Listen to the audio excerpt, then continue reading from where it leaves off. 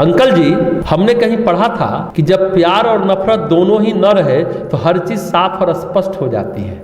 इसको अच्छे से समझा दें। फरवरी में आप प्यार के बारे में न पूछे तो हो ही नहीं सकता। ये कितने सालों से हम देख रहे हैं। देखिए, सच तो है कि प्यार और नफरत नहीं होता, राग और द्वेष होता है। आदमी के अंदर से ये सम्यक दृष्टि, सम्यक सोच को समाप्त कर देता है ये राग और द्वेष। धूप का चश्मा जिस रंग का रहेगा, हरा हो, काला हो, लाल हो, दुनिया उसी रंग में रंगी दिखती है। वैसे राग द्वेष हमारे मन पर चढ़ा चश्मा है, एक मन पर चढ़ी परत है। फिर साफ और स्पष्ट कैसे दिखेगा? ये हमारे सोच को, हमारे दृष्टिकोण को आग्रहपूर्ण बना देता है। इसे मतवाद भी कह सकते हैं। मेरा मत ये है, तुम्हारा मत से भिन्न है। प्यार और नफरत विचारों से भी होती है, केवल मनुष्यों से ही नहीं होती। हमारी सोच कह सकते हैं अपाहिज हो जाती है राग और द्वेष के कारण, प्यार और नफरत के कारण। दृष्टिकोण हमारा कमजोर पड़ जाता है। इसलिए किसी व्यक्ति, वस्तु या परिस्थिति के बारे में विचार करना हो तो राग द्वेष को छोड़ देना चाहिए। व्यक्ति, वस्तु या परिस्थिति, राग द्वेष छोड़ के विचारिए।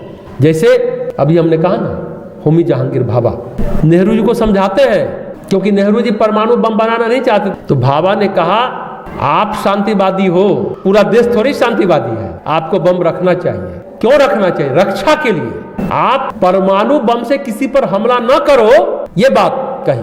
पहले किसी पर आप मत छोड़ो परमाणु बम, बस रहना चाहिए। भाभा ने नेहरू जी को समझाया, पर नेहरू जी नहीं माने। हालांकि दोनों के बीच बहुत बनती थी, नेहरू और भाभा के बीच में। नेहरू जी बोले भी, तुम अपने संबंधों का नाजायज फायदा उठाना चाहते हो। तो भाभा ने बहुत अच्छा कहा, अरे नेहरू जी, बम बनाकर क्या हम अपने घर में रखना चाहते हैं? बम तो सरकार के पास ही रहेगा ना। आप घोषणा करें कि आपके पास बम है। बहुत मुश्किल से तैयार हुए और वही ट्रॉम्बे का परमाणु रिएक्टर की स्थापना की अनुमति दी।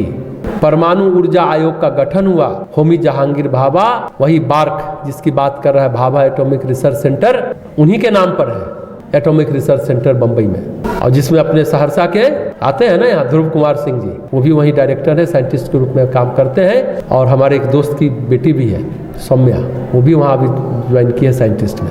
लेकिन जानते हैं, भाभा के पीछे अमेरिका लगा हुआ था। क्या आप हमें सूचना दीजिए कैसे आप बम बना रहे हैं, कौन सी तकनीक है? लेकिन एक वैज्ञानिक रजा भी थे जो भाभा के धुर विरोधी थे, उनके पीछे भी एक पत्रकार लगा। अरे आप भी बंगाली, हम भी बंगाली हैं, आपको भाभा आगे नहीं बढ़ने देता, उकसाया। देखिए रजा ने क्या कहा, भाभा से हम भले नफरत करते हैं पर देश से उतना ही प्यार करते हैं। एक वातावरण था उस समय, वो तपिश थी। जब नेहरू जी चीन की लड़ाई हार गए तो उन्होंने कहा अब बम बनाओ। भाभा रूस चले गए थे, वहां के परमाणु वैज्ञानिकों से बात की, यूरेनियम सप्लाई की बात की। रजा को कुछ भनक लगी थी। होमी जहांगीर भाभा को उन्होंने बताया भी कि आपके जान के पीछे अमेरिका का जो CIA है वो लगा हुआ है। जब उन्होंने कहा रजा ने कि आप अपना ध्यान रखिए, तो भाभा ने कहा ध्यान रखेंगे, पर वे निडर थे, साहसी व्यक्ति थे। कहा पर हम काम वही करेंगे जो हमें करना है। तो जैसे हमने बताया, विक्रम साराभाई मित्र और भाभा PhD के गाइड भी थे विक्रम साराभाई के। पता है ना, पहला रॉकेट लॉन्च विक्रम साराभाई ने किया, भाभा भी साथ में थे। वहीं पर एक माथुर करके व्यक्ति थे, पैसा के चक्कर में CIA से मिल गया और CIA अमेरिका वाले ने रूस से आते समय भाभा के प्लेन को क्रैश कर दिया। पता है आप लोग को, भाभा को अमेरिका वालों ने, CIA ने उनको मरवा दिया। अगर उस समय नहीं मरवाया जाता तो भारत की स्थिति आज कुछ और होती। जो बाद में 1998 वे अटल बिहारी वाजपेयी के समय, उस समय जो बाद में राष्ट्रपति बने कलाम साहब, उन्होंने पहला परमाणु बम बनाया, जो भारत पर बहुत सारा सैंक्शन लगा, बहुत सारा प्रतिबंध लगा। कितना लेट हो गया। आप सोचिए कि ये सब बातें शायद आप लोग को नहीं मालूम होगी, अंदरूनी बातें। उसके बाद परमाणु आयोग के अध्यक्ष कौन बने? सेठना। जो बने भाभा की तरह, वो भी पारसी ही थे। होमी जहांगीर भाभा भी पारसी थे और सेठना भी पारसी थे। रजा ने नफरत के बाद सारी बातें बताई। उन्होंने कहा हम भाभा को मारने के हद तक नहीं जा सकते, क्योंकि वो देश से बेहद प्यार करते थे, भले विरोधी हैं, पर उन्होंने कहा कि हम ऐसा काम नहीं करेंगे, उल्टा काम नहीं करेंगे। माथुर जी भी भाभा के सहयोगी थे। माथुर, उन्होंने गड़बड़ की। ये सब जांच के सामने आया है। तो सोच हमारी ऐसी हो गई, इतनी नफरत बढ़ गई। लेकिन एक बात हमेशा ध्यान रखिए, सोच में अंतर हो सकता है, लेकिन वो सोच नफरत में न बदले कि हम शत्रुता निभाने लगे, वैमनस्य में लोगों को नीचा गिराने लगे। तो राग द्वेष हमारे लक्ष्य से हमें भटकाता है, इसलिए ऐसी सोच नहीं रखिए। इसलिए भगवान बुद्ध ने कहा सम्यक दृष्टि। आग्रह मत पालिए, धारणा मत बनाइए। विचार कैसा होना चाहिए? उचित और अनुचित का, पर हम अपनी सोच के चक्कर में उचित अनुचित का भेद खो देते हैं और हम केवल राग द्वेष के पीछे पड़ जाते हैं। जो औचित्यपूर्ण है, जो सही है वो नहीं करते, जो अनौचित्यपूर्ण है उसको करने लग जाते हैं। नफरत और प्यार अपनी जगह है, पर देखने वाले का नजरिया अपनी जगह है। पहली बात तो नफरत और प्यार दोनों बुरे हैं। अब आप हंसिएगा कि प्यार भी बुरा है, मतलब राग द्वेष बुरे हैं। आज कोई प्यार करता है क्या? प्यार के नाम पर राग ही तो है। वैसे भी प्यार आपकी व्यक्तिगत समस्या है, पर जो आपका दायित्व है, जो जिम्मेदारी है, जो पद आपको मिला है, जो अधिकार है, उसकी समस्या प्यार नहीं है। आपको छोटा या बड़ा जो भी दायित्व मिला, सम्यक सोच के साथ उसे पूरा करिए, पर अक्सर ऐसा होता नहीं है। सम्यक सोच की बात कहें तो भाभा ने देश को, जो उस समय आज़ादी हुआ था, क्या किया भाभा ने? भारत को वैज्ञानिकता दी। विक्रम साराभाई की सम्यक सोच थी, पहली बार स्पेस शटल रॉकेट के बारे में सोचा।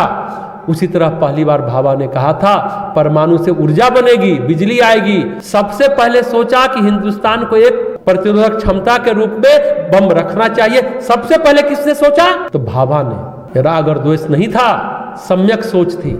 नेहरू जी ने जैसा कहा पैसा नहीं है हम लोग स्पेस के लिए खर्च कर सके, तो उन्होंने समझाया स्पेस के लिए पैसा इसलिए खर्च करिए, इससे टेक्नोलॉजी विकसित होगी, टेलीकम्युनिकेशन विकसित होगा, स्पेस टेक्नोलॉजी से कृषि को फायदा होगा, आप मौसम की गणना कर पाएंगे, किसान खुशहाल होंगे, विज्ञान से आप देश की जनता की कैसे सेवा कर सकते हैं। ये जो सम्यक दृष्टि, दूरदृष्टि थी, वो भाभा में थी, वो विक्रम साराभाई में थी। आज़ादी से पहले भाभा और विक्रम साराभाई, जैसा हमने कहा, Indian institute of science Bangalore में सीवी रमन के यहाँ थे, उसमें काम करते थे। रमन उन दोनों के सीनियर थे। रमन को पता है ना, नोबेल प्राइज भी मिला है। भाभा को तो मिल ही नहीं सकता था, वो तो परमाणु बम बना रहे थे, अमेरिका देने वाला, वो तो मरवा दिया। हर चीजें साफ और स्पष्ट हो जाए, सही हो जाए। जैसा हमने कहा, भाभा ने सीवी रमन इंस्टीट्यूट में तिरंगा फहरा दिया, अंग्रेज खिलाफ हो गए, ग्रांट बंद कर दिया। देखिए इस बात को भी याद करिए, सीवी रमन इस्तीफा देने जा रहे थे कि दूसरा डायरेक्टर बनेगा तो शायद अंग्रेज ग्रांट दे देगा, रिसर्च जारी रहेगा। देखिए होमी जहांगीर भाभा ने क्या कहा, आपकी जरूरत है, आप इस्तीफा मत दीजिए, आप हमें निकाल दीजिए तो काम होने लगेगा। हमसे ना प्रॉब्लम है अंग्रेजों को। भाभा ने अपने को निकलवा दिया। ये सोच राग द्वेष से मुक्त सोच है, उचित अनुचित की साफ और स्पष्ट सोच दिखती है। यही है सम्यक दृष्टि, बड़ी दृष्टि, गहरी दृष्टि। तर्क आप दे सकते थे, भाभा भी तर्क दे सकते थे, अंग्रेजों ने गुलाम कर रखा है तो हम अपने देश का झंडा फहराएंगे, तो क्या हमने गलत किया? हालांकि भाभा ने टाटा से, मैसूर के महाराज से कोशिश की ग्रांट लेने की, लेकिन वो फाइनेंस नहीं मिल पाया, ऐसा हो ना सका, लेकिन निकलवा दिया अपने को। तो कहने का तात्पर्य है, राग और द्वेष आदमी का क्या करता है? विवेक छीन लेता है, देखने की दृष्टि, सोचने की दृष्टि, सोच को ही छीन लेता है। स्वार्थ और अहंकार के कारण भी ऐसा हो जाता है। हमेशा औचित्य को सामने रखकर ही कोई निर्णय लेना चाहिए। राग और द्वेष नहीं रहेगा तो चीजें साफ और स्पष्ट रहेंगी। हमने ये उदाहरण से आपको समझाया।